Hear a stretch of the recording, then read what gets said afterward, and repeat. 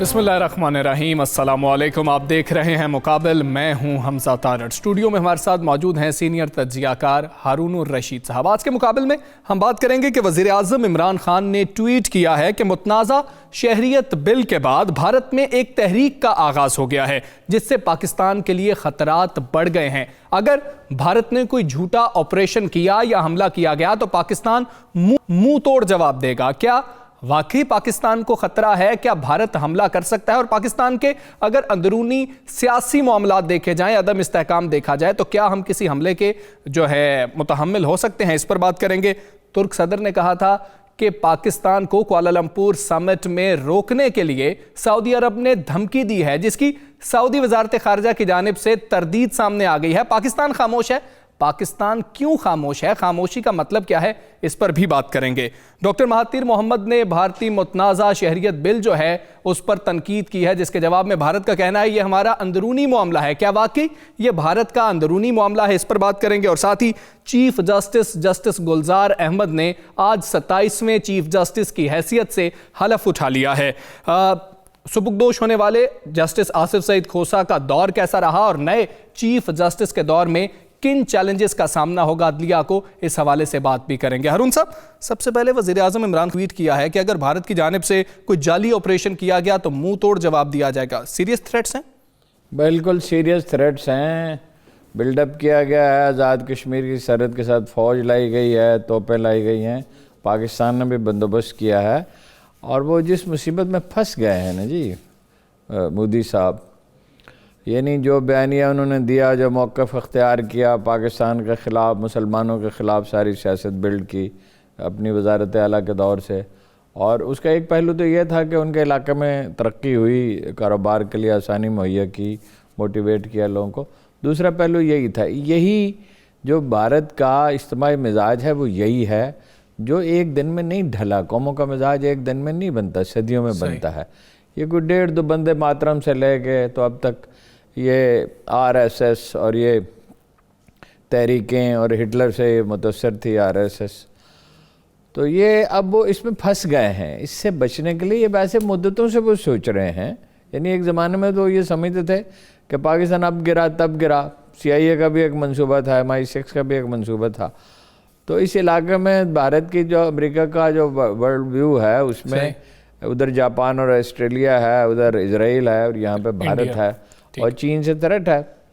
तो वो ये समझते हैं कि भाई पाकिस्तान को जब तक धचका न लगा, पाकिस्तान बात तो मानता नहीं है, इंडिया के मामले में तो बिल्कुल नहीं मानता, ठीक है, उसके लिए स्टिक एंड कैरेट मेथड इस्तेमाल किया जा रहा है। मतलब हमें कहा जा रहा है 20-22 F-16 जदीद तैयारे ले लें, रायती कीमत पे ले लें। ये भी कहा जंगी मशकों में शरीक हो जाएं तवील अरसे के बाद। दूसरी तरफ ये दबाव FATF क्या है, 150 सवालात क्या हैं। वो दरअसल अमेरिका जो है वो एक तरफ से दबाव रखना चाहता है। 8 जनवरी तक जवाब पाकिस्तान ने उसमें बहुत से इक़दाम किए हैं।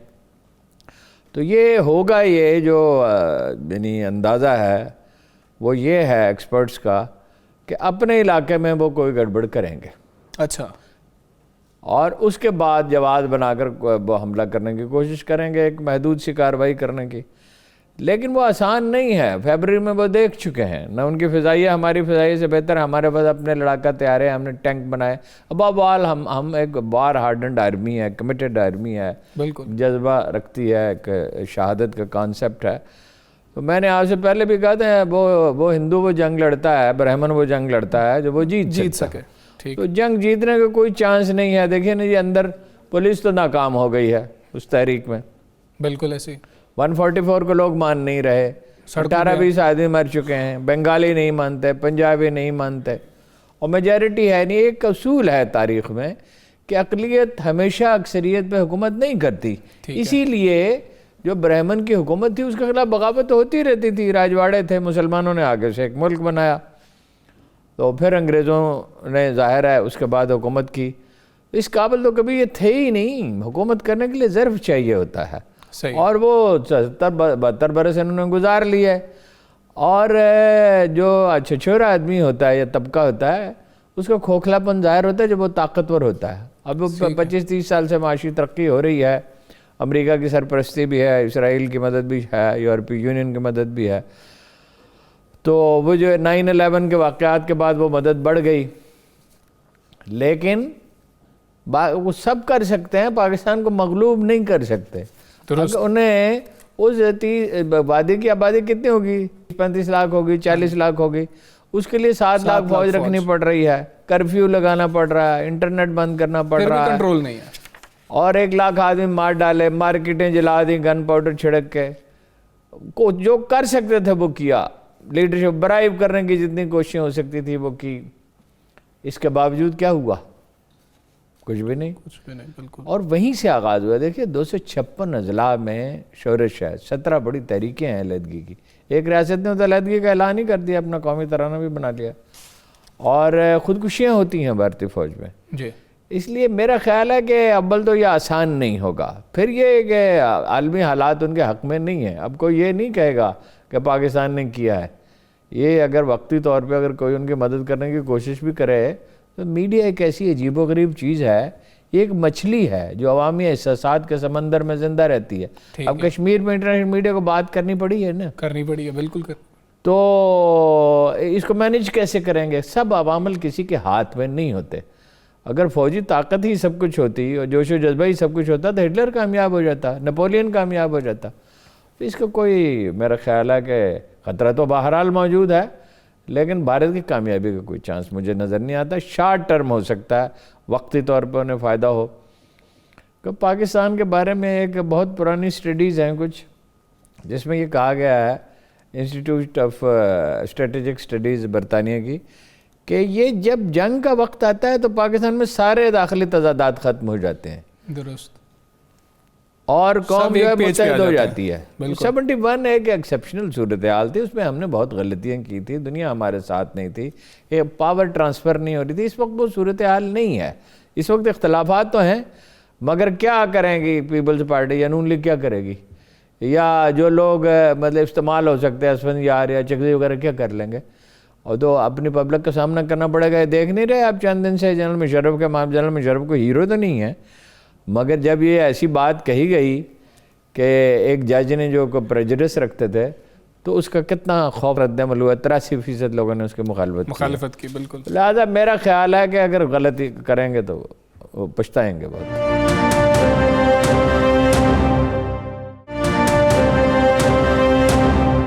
مریم صاحبہ نے بھی آج ایک درخواست پھر سے دے دی ہائی کورٹ میں، کہا کہ جی کہ مجھے جانے دیں، تو کیا عمران خان صاحب کو کیا سوٹ کرتا ہے ایسے حالات میں؟ نہیں، عمران خان کو سوٹ تو یہی کرتا ہے، اگر سیاسی طور پہ دیکھیں نا تو جانے دیں۔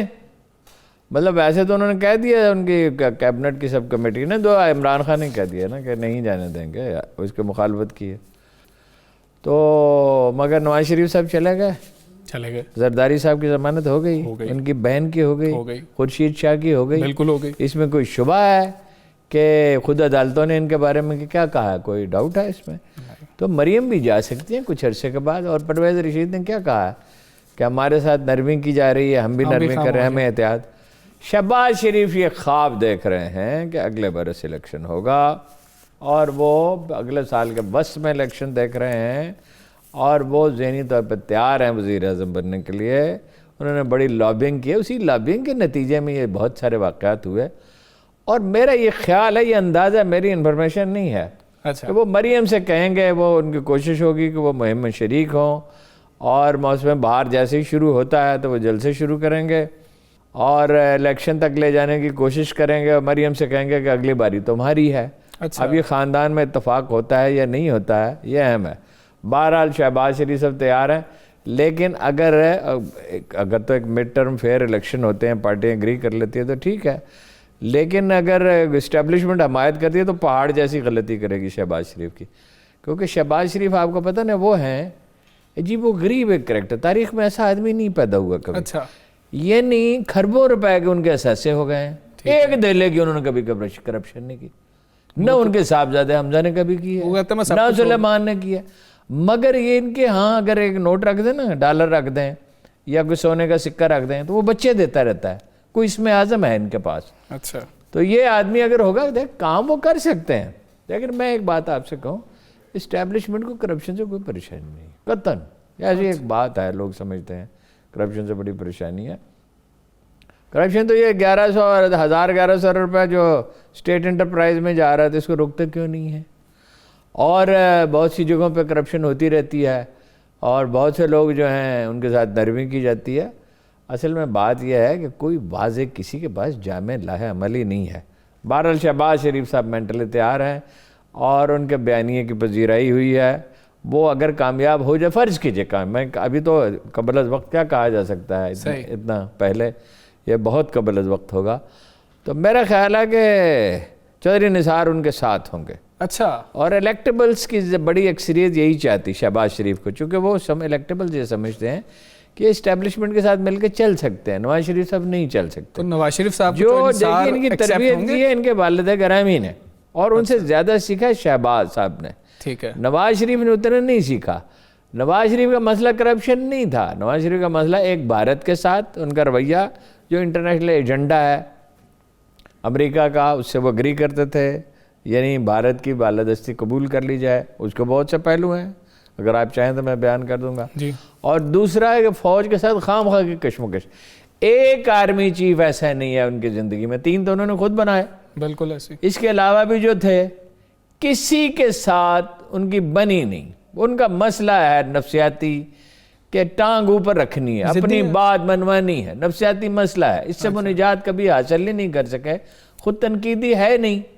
اور اس کے برعکس شہباز شریف صاحب جو ہیں وہ اسٹیبلشمنٹ کے ساتھ مل کے چل تو سکتے ہیں, اور بھارت کے معاملے میں ان کا رویہ وہ نہیں ہے جو ان کے بھائی کا. انہوں نے, آپ نے کوئی ایسی بات سے غیر ذمہ دارانہ بات تو کرتے ہیں جیسے طالبان سے کہہ دیا تھا کہ پنجاب پہ حملے نہ کریں, مطلب باقی 3 صوبوں میں جا کے کریں.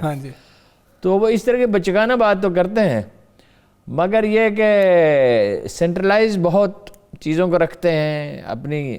اب وقت آ گیا ہے بلدیاتی ادارے طاقتور ہوں, اضلاع کو بجٹ دیا جائے, جیسے صوبوں کے پاس بجٹ آ جاتا ہے, ان کی توجہ ساری لاہور پہ ہوگی اگر فرض کیجئے ایسا ہوتا ہے. ابھی تو یہ مفروضہ ہی ہے, لیکن وہ بہرحال بڑے پر امید ہیں وزیر اعظم. تو ہارون صاحب یہ جو مریم کی خاموشی ہے, اسی لیے نہیں دے رہے نا. دیکھیے نا, نواز شریف صاحب کو بھی ایسا لگتا ہے کہ انہوں نے قائل کر لیا ہے کہ بڑے بھائی چپ رہیں گے تو بچیں گے. اچھا, خاندان میں بھی بیانیہ چل رہا ہے. ہاں جی ٹھیک ہے. ہارون صاحب یہ کہیے کہ میاں نواز شریف کا تو آپ نے ذکر کیا, مریم نواز جو ہیں وہ بھی ضدی ہیں یا پھر وہ حالات سے سمجھوتا کرنا جانتی ہیں؟ نہیں, بہت ضدی ہیں, مگر جب اقتدار ہے کیسی ٹیمپٹیشن ہوتی ہے. عمران خان نے نہیں سمجھوتے کیے, اگر وہ سمجھوتے گننا شروع کریں تو آپ تھک ہی جائیں گے. یہ عمران خان وہ تو نہیں ہے جو کبھی تھا, جو کہتا تھا کہ فلاں وزیر اعلیٰ ڈاکو ہے اور مشرف جو ہے اس کو پھانسی دینی چاہیے, یو ٹرن کی اصطلاح. اور یہ وہ تو جب اقتدار کی ٹیمپٹیشن میں آدمی بہت سے سمجھوتے کرتا ہے. لیکن مریم کے پلے کیا ہے نخوت اور نفرت کے سوا, اور خوشامد پسندی بہت ہے, اور شروع سے مزاج میں بغاوت ہے, اور جو بھی ان کی ذاتی زندگی آپ دیکھ ہی سکتے ہیں. اور غلط بیانی کرنے میں تو کوئی ثانی نہیں نا محترمہ کا, کہ لندن تو کیا میری پاکستان میں بھی کوئی جائیداد نہیں ہے. وہ جو عمران خان کہا تھا ان کو پھر ڈالو اس پہ بے نظیر پروگرام پہ. ہاں جی, بالکل ہی بیچارے بھوکے ہیں. تو ہارون صاحب اگر پہلے تو ساری قیادت باہر ہے, مریم بھی اگر کچھ وقت لگتا ہے اس کے بعد باہر چلی جاتی ہیں, تو ووٹرز کو رام کرنے کے لیے نون لیگ کے پاس کیا ہے, یا ووٹرز بھول جاتے ہیں, عوام بھول جاتے ہیں؟ نہیں, وہ دیکھیے نا, ایک ان کے پاس اپنے پاس کچھ نہیں ہے, کوئی خاص نہیں ہے, سوائے اس کے کہ لاہور اور وسطی پنجاب میں ترقیاتی منصوبے پر کام تو کیا ہے. شمالی پنجاب کو محروم رکھا ہے, جنوبی پنجاب کو محروم رکھا ہے, دوسرے صوبوں کو محروم رکھا ہے. لیکن مخالف کے پلے کیا, پی ٹی آئی کے پاس کیا ہے؟ پی ٹی آئی کے پاس تو پنجاب میں لیڈر ہی نہیں. پی ٹی آئی کے پاس ہے, جب عثمان بزدار ہوگا, عثمان بزدار کے مقابلے میں اگر شہباز شریف ہوں گے تو دیکھیں پنجاب کی تو 60% تو سیٹیں پنجاب کی ہیں. ٹھیک ہے, 60 سے ذرا شاید کچھ کم ہے. لیکن پنجاب میں اگر کوئی تحریک اٹھا دے, اور لوگ مہنگائی بھی ہوئی ہے, اور لوگ گہری وجوہات میں تو نہیں جاتے کہ پچھلی حکومتوں کا ورثہ بھی ہے, تو سندھ کے سیاسی خاندان اس کے ساتھ شامل ہو جاتے ہیں. ٹھیک ہے, پختونخوا میں تو مشکل ہوگا, لیکن پختونخوا میں بھی کچھ سیاسی خاندان آ ملیں گے. اور بلوچستان ہمیشہ سے منقسم رہا ہے, اور بلوچستان ہمیشہ مرکز کے ساتھ جاتا ہے, جیسے آزاد کشمیر اور گلگت بلتستان مرکز کے ساتھ. ہارون صاحب, بلاول نے بھی کہا ہے کہ صاف شفاف الیکشن کروائے جائیں. کیا پیپلز پارٹی اس پوزیشن میں ہے کہ الیکشن لڑ سکتی ہے؟ بلاول کیا بیچارہ, وہ تو دیکھیے لکھی ہوئی تقریر کرتا ہے, فکر ہے اسے رٹائے جاتے ہیں, وہ بھی بڑی مشکل سے ادا کرتا ہے, اور وہ تو وڈیروں پہ پولیس کے ذریعے اور سول سروس کے ذریعے انتظامیہ کے ذریعے وڈیروں کو گھیر رکھا ہے. وہاں اپوزیشن ویک ہے. مطلب کراچی شہر تو ان کے ہاتھ سے نکل چکا, حیدرآباد نکل چکا, سکھر بھی سمجھیے نکل ہی گیا, میرپور خاص بھی. تو جو اگر کوئی الائنس بن جاتا ہے اپوزیشن کا بر وقت, اچھا, تو سندھ میں بھی ہار سکتی ہے. ہارون صاحب ایک طرف جانا ہے, پھر بات کریں گے کہ وہ کوئی دھمکی پاکستان کو ملی تھی, وہ ملی تھی یا نہیں ملی تھی, اس حوالے سے بھی بات کریں گے. اسٹے ود اس.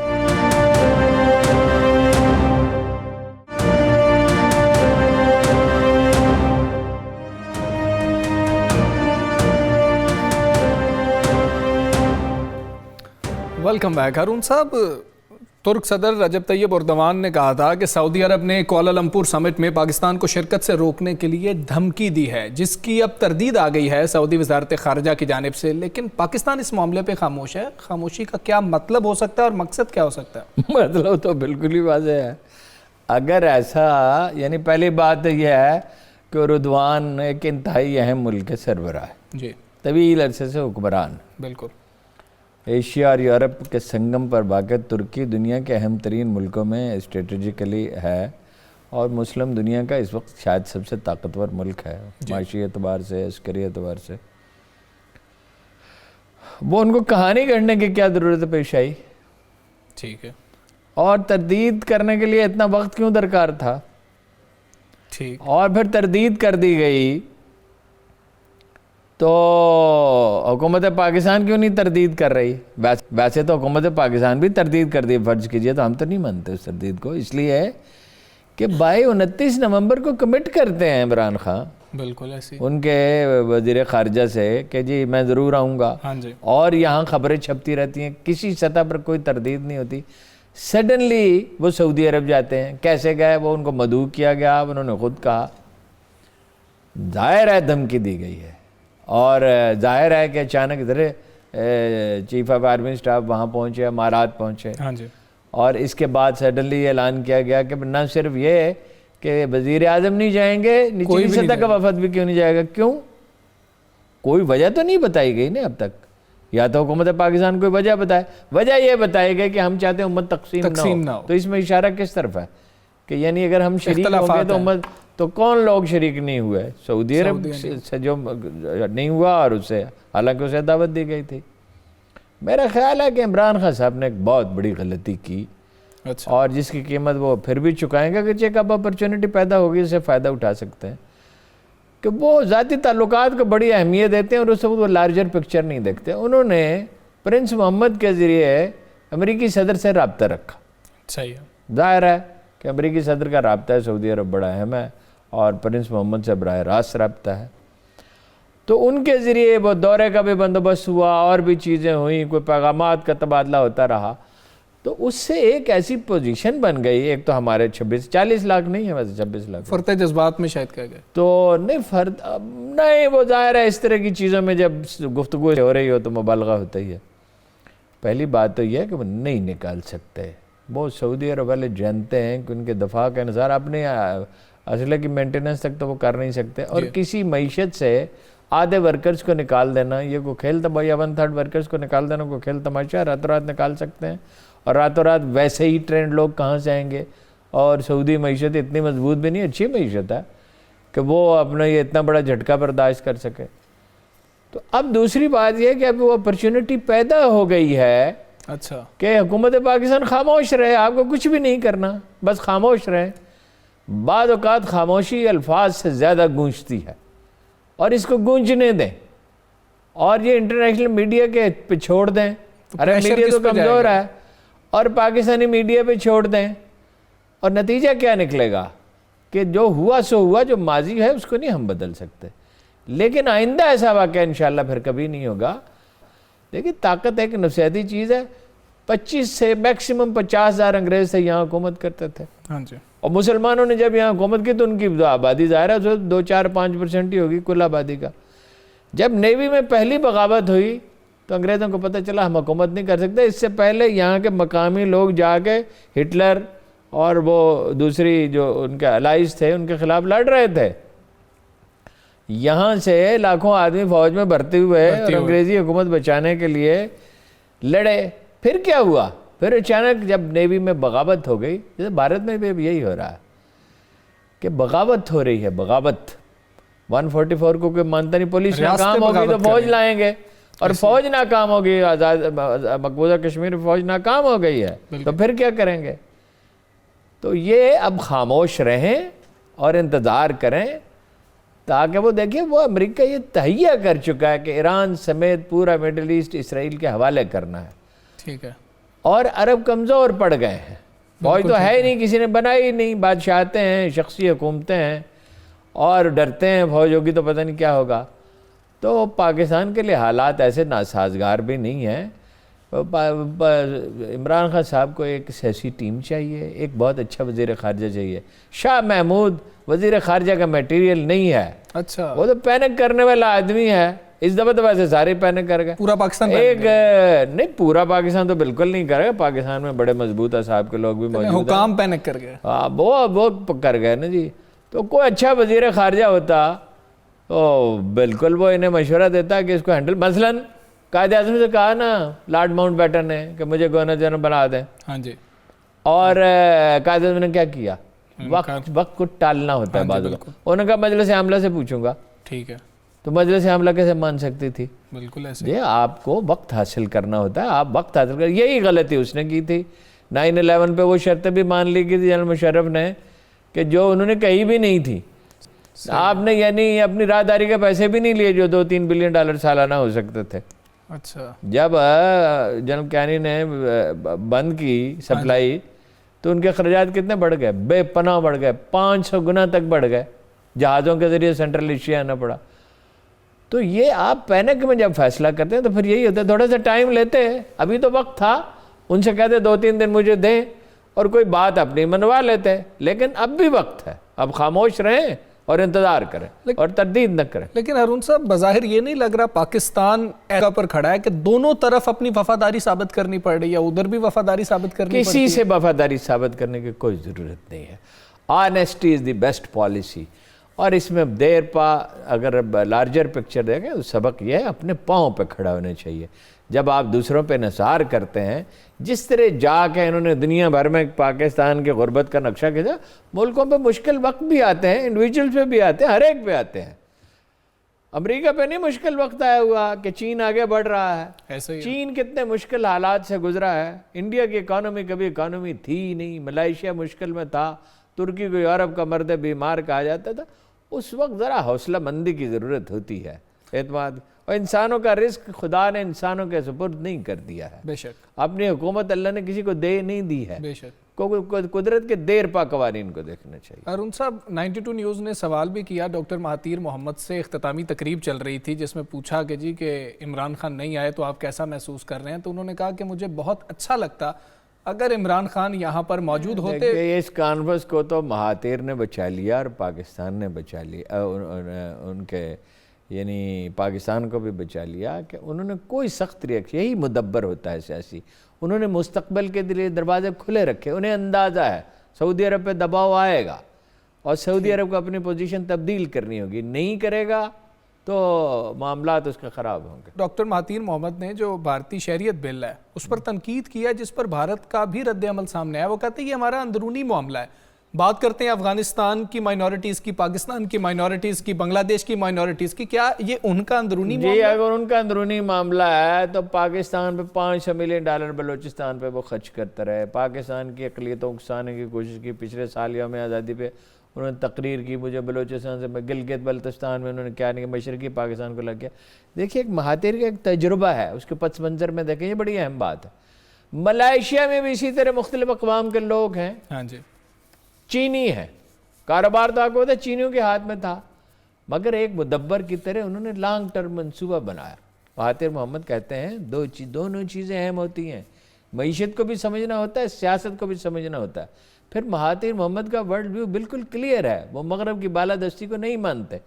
جب 5-6-7 سال پہلے فار ایسٹ کی ساری اکانومی کی وہ جارج سور جو ہے جس سے نواز شریف صاحب مؤدبانہ جا کے ملے تھے، جس نے ایک NGO انٹرنیشنل بنا رکھی ہے جس کا ایجنڈا ہی عالم اسلام کو غیر مستحکم کرنا ہے.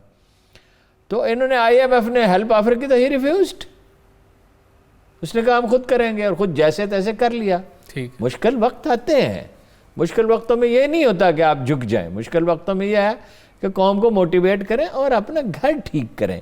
یعنی یہ جو احتساب کا معاملہ, یہ بار بار ہم کہتے ہیں احتساب ضرور کریں, احتساب تو لازم ہے, اس کو ترک تو نہیں کیا جا سکتا. بے شک. آپ لوٹ مار کا لائسنس تو نہیں دے سکتے, مگر ہر روز اس پہ تقریر کرنے کے یہ نمبر 1 ایجنڈا ہے. نمبر 1 ایجنڈا ہے امن و امان, نمبر 1 ایجنڈا ہے لوگوں کی جان و مال و آبرو کی حفاظت, نمبر 1 ایجنڈا ہے سول اداروں کو طاقتور کرنا, عدلیہ کو بہتر بنانا, چیف جسٹس نے کہا ہے نا, اور پولیس کو ٹھیک کرنا, پٹوار کو ٹھیک کرنا, لوگوں کو کھانے کے لیے روٹی ملے, امن میسر ہو, اور احتساب اس کے ساتھ ساتھ جاری رہے. ہر وقت ایک ہی راگنی, وہ ایک گلوکار تھا, وہ جا رہا تھا, اس کے کپڑے پھٹے ہوئے تھے, اچھا, اور وہ رو رہا تھا. تو کسی نے اس سے پوچھا بھائی کیا ہوا, کہنے لگا پتہ نہیں, لوگوں نے میرے ساتھ بڑی زیادتی کی, میں نے گانا سنایا, لوگوں نے خوب تالیاں بجائیں, کہا دوبارہ سنا, دوبارہ سنا. پھر تیسری دفعہ میں نے, جب میں 18ویں دفعہ سنا رہا تھا تو لوگوں نے مجھے مارا. اچھا. او بھائی ایک گانا 18 دفعہ نہیں گایا جاتا, یہ تو 1800 دفعہ گا چکے ہیں. جی ٹھیک ہے ارون صاحب, بات کو یہیں سے شروع کریں گے, بریک کی طرف جانا ہے, اور پھر چیف جسٹس صاحب جو ہیں وہ نئے آئے ہیں, 27ویں چیف جسٹس ہیں, انہوں نے حلف لیا ہے, اس پر بھی بات کریں گے. اسٹے ود اس.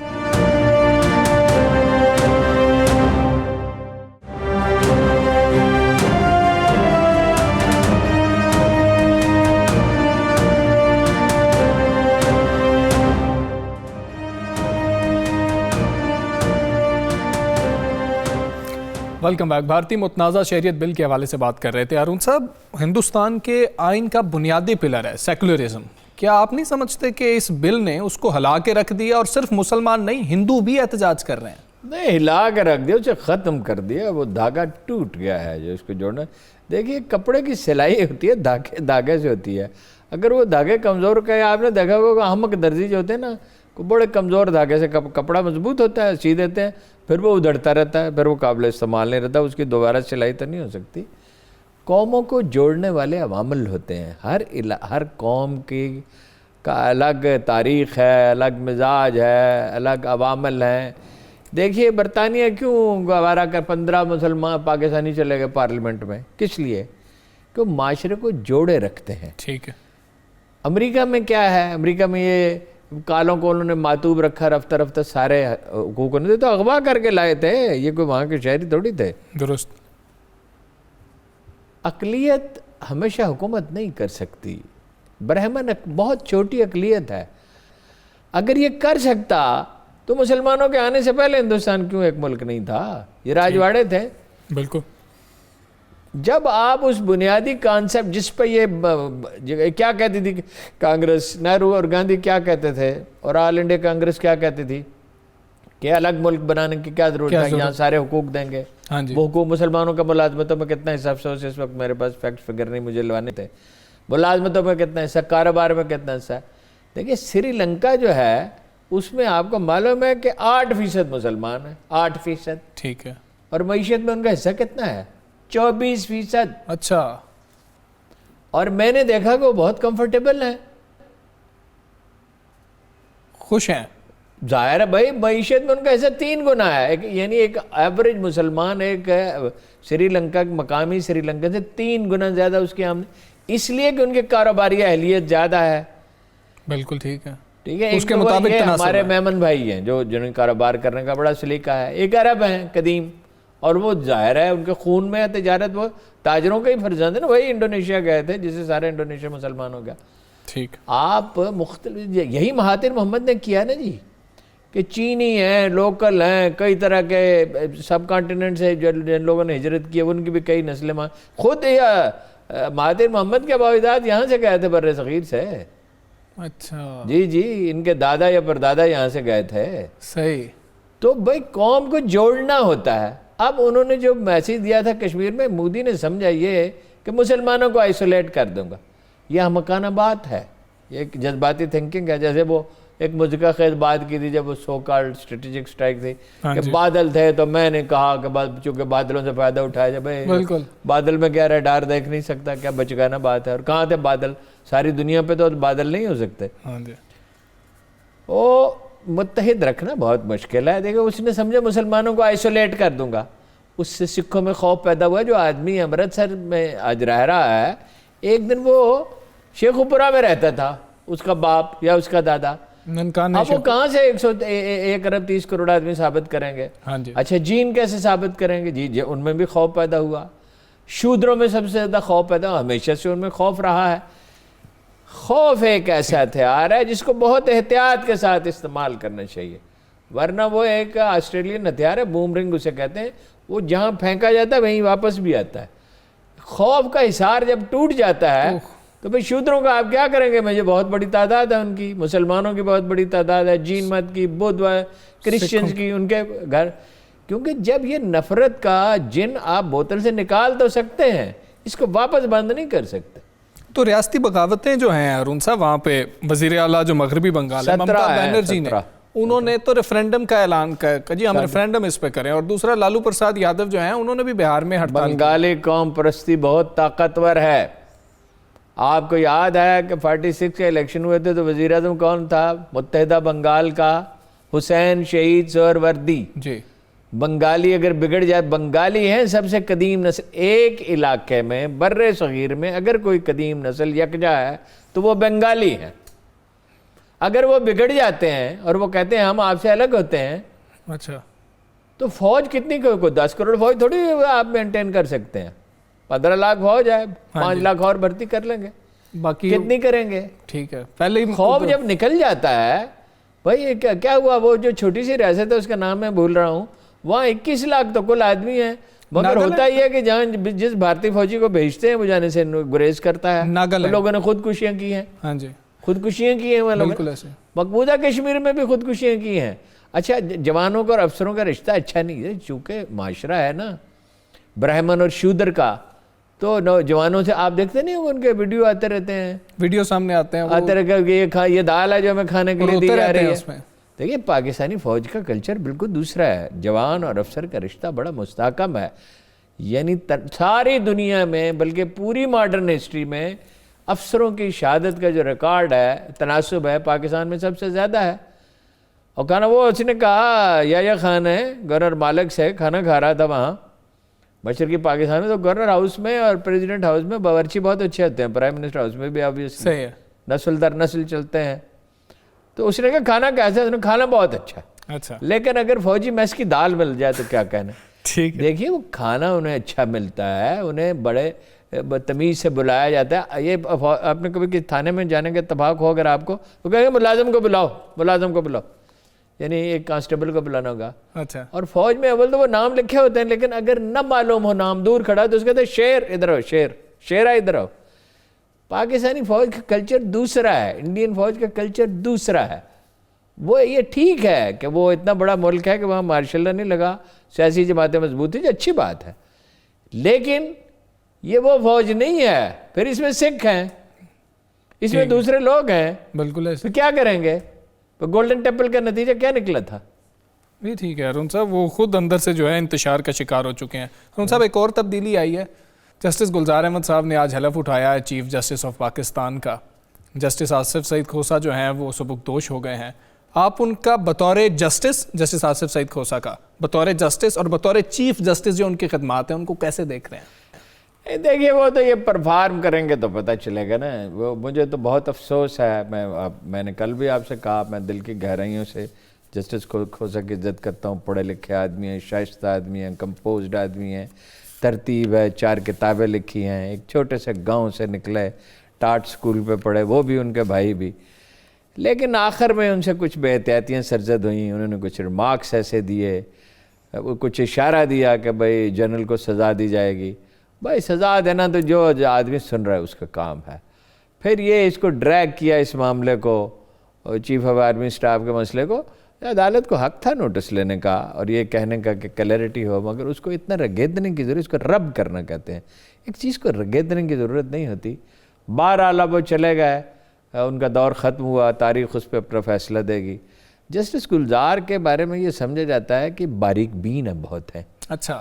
اور محتاط بھی ہیں. دیکھیں جنرل مشرف کے دور میں جج بنے, محتاط آدمی بن سکتا تھا. صحیح ہے. اور مطلب یہ ضیاء الحق کے دور میں وکالت شروع کی، وہ آسان کام نہیں تھا، اور اب اس وقت ہیں جب یہ اتنے نازک مقدمات سامنے اور بہت نازک کیسز انہوں نے سنے ہیں، اور اس میں جہاں کہیں کسی نے زیادتی کیا ہے، سی ڈی اے نے، کراچی الیکٹرک نے یا ڈی ایچ اے نے ایون، انہوں نے دیکھا اپنی حدود سے تجاوز کیا تو بڑی جرت سے انہوں نے ان کا محاکمہ کیا، اور یہ اشارہ انہوں نے دیا ہے کہ سو موٹس لیے جا سکتے ہیں، از خود نوٹس لیے جا سکتے ہیں، اور اعتدال کے ساتھ لیے جائیں تو اچھا ہے، بعض چیزیں اہم ہوتی ہیں اور ان کا لینا چاہیے، باقی تو وہ پرفارم کریں گے، تاثر ان کے بارے میں بہت اچھا ہے۔ تو ارون صاحب، آصف سعید کھوسہ صاحب نے کوئی از خود نوٹس نہیں لیا ہے، اور اس کے بعد لیا انہوں نے یہ آخر میں نہیں، وہ انہوں نے کہا کہ میں نے از خود نہیں لیا، وہ تو نہیں، وہ تو درخواست تھی نا، اس نے تو واپس ہی لے لی، تو از خود نوٹس ہی تھا، کم لیے، ٹھیک بات ہے۔ تو کچھ ایسا ایکسٹرا اس میں پاکستان کا جو معاشرہ دیکھیے نا، ججوں کی تو تعداد ہی بہت تھوڑی ہے، اسے 3 گنا ہونی چاہیے، تربیت بھی جیسی ہونی چاہیے ویسے نہیں ہے، بہتر ہونی چاہیے، تفتیش کا نظام اچھا نہیں ہے، پولیس مدد نہیں کرتی، پھر وکیل سب سے بڑی رکاوٹ ہے، تو ایک بڑی ہمالین ٹاسک ہے، یہ بہت جد و جہد کی ضرورت ہے، یہ بتدریج ہی ٹھیک ہو سکتا ہے۔ جو لوگ کہتے ہیں نا کہ راتوں رات ٹھیک ہو جائے، یہ انقلاب سے زیادہ احمقانہ لفظ میں نے نہیں سنا۔ انقلاب روس سے روس کو کیا ملا تھا؟ تباہی آئی تھی، ورنہ وہ صنعتی عہد میں داخل ہو رہا تھا۔ اور انقلاب فرانس سے فرانس کو کیا ملا تھا؟ اور انقلاب ایران سے ایران کو کیا ملا ہے؟ انقلاب کوئی چیز نہیں ہے، تجریز ہے۔ قوموں کی تعلیم ہونی چاہیے، اخلاقی تربیت ہونی چاہیے، بتدریج چیزوں کو بہتر بنانا چاہیے۔ ہمارا عدالتی نظام گلا سڑا ہے، اہلکار تقریباً سب رشوت لیتے ہیں، اور نچلی عدالتوں کا کوئی حال ہی نہیں ہے، ایک کیس مدتوں چلتا ہے۔ یہ بہار میں انہوں نے کامیاب تجربہ کر لیا، 2-3 مہینے میں فیصلے ہو جاتے تھے نتیش کمار کے، تو یہاں کیوں نہیں ہو سکتا؟ بتدریج ہو سکتا ہے۔ ماڈل کورٹس بنائی ہیں، وہ ماڈل بڑا اچھا کیا بہت، اور ان کو باقی رہنا چاہیے۔ انہیں وکیلوں کو تو پسند نہیں ہے ماڈل کورٹس، اس لیے کہ وہ فٹافٹ وہ جو ڈاکٹر ہوتے ہیں نا، یہ کچھ سروے ہوئے ہیں، کوئی 30% میں یہ کمپنیاں ہیں جو دوائیں بنانے والی ہے ڈاکٹروں کو دیتی ہیں، اگر ان کی بعض ڈاکٹروں کو، بہت بڑی تعداد ہے۔ دیکھیے وکیل تو مقدمہ کھنچتا چلا جاتا ہے تو اسے فیس ملتی ہے، وکیل کا انٹرسٹ نہیں۔ جس طرح سیاستدان کا کوئی انٹرسٹ نہیں ہے کہ عوامی مسائل حل ہو جائیں، مسائل رہیں گے تو اس کی اہمیت رہے گی، ان کا کوئی وہ خواہش نہیں ہوتی کہ مقدمے کا فیصلہ ہو جائے، یہ تو لٹکانے کے حق میں ہے۔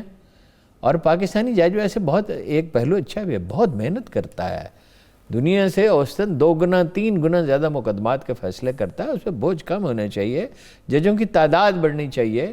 اکیلا چیف جسٹس کیا کرے گا؟ یعنی کھوسہ صاحب نے کوشش کی، نئی ٹیکنالوجی سے کام لیا اور یہ عدالتیں بنائیں، مگر اتنا نتیجہ اچھا ہوا، بہتر ہوا، مگر یہ ہے کہ ججوں کی تعداد بڑھانی چاہیے، اس پہ چیف جسٹس کو اصرار کرنا چاہیے ذاتی طور پہ بھی، اور بار کے ذریعے بھی دباؤ ڈالنا چاہیے۔ باقی یہ میں نہیں مانتا کہ میری سمجھ سے باہر آئی ہے کہ یہ 2 پہیے ہیں، وہ بار ایسوسیشن تو انجن بننے کی ہر دفعہ کوشش کرتی ہے، کبھی پہیہ بھی انجن بنا ہے۔ جی ٹھیک ہے ارون صاحب، آگے چلیں تو فضل الرحمان صاحب نے ایک فیصلے کے حوالے سے کہا یہ کوئی پنچایت کا فیصلہ نہیں ہے جس طریقے سے کر رہے ہیں، آپ کیسے دیکھتے ہیں؟ نہیں، میں بالکل ٹھیک کہا ہے، وہ ایک آدمی کا فیصلہ نہیں، اب سپریم کورٹ کا فیصلہ ہے، مگر مولانا فضل الرحمان اس میں شریک تھے۔ مولانا جب انہوں نے فوجی وردی اتارنے کا وعدہ کیا اور یہ کیا، تو یہ احتساب سب کا ہوتا ہے، تو مولانا فضل الرحمان کا بھی ہونا چاہیے۔ مولانا فضل الرحمان یہ ان لوگوں میں سے ہیں جو یہ سمجھتے ہیں اس قوم کا کوئی حافظہ نہیں ہے۔ ہمیں یاد ہے سب ذرا کہ انہوں نے کس طرح ان کو صدر بننے میں دوسری دفعہ مدد دی تھی۔ جی ٹھیک ہے ارون صاحب، اکرم شیخ صاحب کے گھر ڈکیتی ہوئی ہے، 2-2.25 گھنٹے تک وہ کہتے ہیں ڈاکو اندر رہے ہیں، اور پھر 6 لاکھ جو ہے وہ کچھ لے گئے ہیں، کاغذ لے گئے۔ بھائی وہ کاغذ تو عدالت میں کوئی بھی حاصل کسی وقت بھی کر سکتا ہے، وہ تو کاغذوں کا کیا مسئلہ تھا؟ ضمنیہ بھی سب کچھ اندر، ہر چیز کی تو ریکارڈ ہوتا ہے۔ تو شیخ صاحب کو کچھ شاعری کی عادت بھی ہے، واقعہ تو ہوا ہوگا، میں نہیں کہہ سکتا، تفتیش ہوگی تو پتہ چلے گا۔ تو وہ کیا شعر ایک نوابزادہ پڑھا کرتے تھے کہ سنتا ہوں بڑے شوق سے افسانہ ہستی، کچھ اصل ہے، کچھ خواب ہے، کچھ حسن بیاں ہے۔ واہ ارون صاحب، ٹھیک ہے، آج کے جو ہے مقابل سے فی الوقت اتنا ہی، ہم نے کافی معاملات ہیں ان کو ڈسکس کیا، کل پھر سے حاضر ہوں گے، اجازت دیجیے، اللہ حافظ۔